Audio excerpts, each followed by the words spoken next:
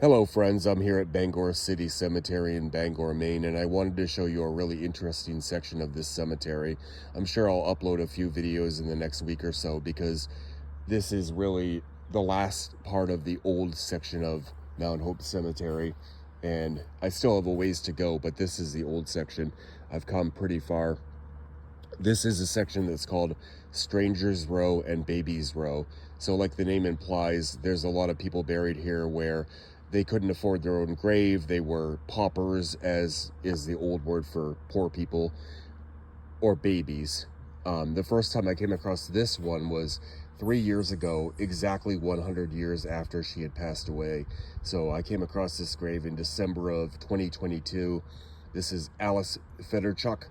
Forgive my Maine accent. It probably is completely butchering the Russian names, and I apologize, but Alice Fedorchuk, she died December 17 of 1922. She was 3 weeks old, 21 days. As you can see, it says Russian.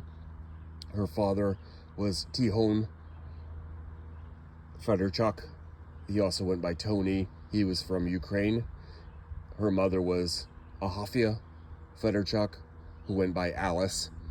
And they're both buried in Brewer, Maine, which is the next town over from Bangor here. But when I first came across Alice's headstone, it was actually sinking into the ground.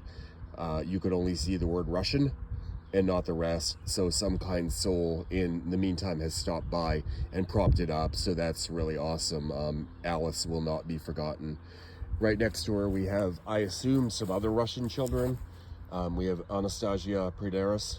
She was 2 years old. She died in 1924, was born in 1922, and then Patra Prederis, she was born in 1923, died in 1925. Really awesome. They have these prominent stones that have absolutely no moss growing on them. A couple other ones, just wanted to point out real quick. Here we have the Chick family. We have Sally, wife of Jacob Chick. She died in 1846, 59 years old. Jacob, he died April 4, 1836, age 56. So, of course, both born in the 1700s. Their son, Thomas Chick, this is the oldest grave I have come across in this cemetery. I keep saying that, but then I keep finding older and older ones. Classic, early 19th century. He died, looks like November 27, 1807, in his second year. So he probably was not quite 2 years old.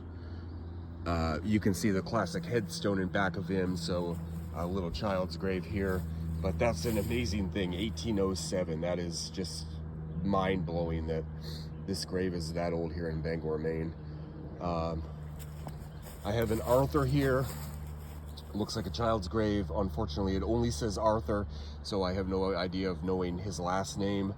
There's a few Arthurs buried in Bangor City Cemetery in Strangers Row here, so it could be one of the three. I hope I can figure it out, but at least I made a find a grave entry for him, so he won't be forgotten. And then we have a couple siblings here, both actually named Mary Osgood. You can't really read this one too well. This one you can read excellently, though. Both the daughters of J.F. and Aisha H. Osgood.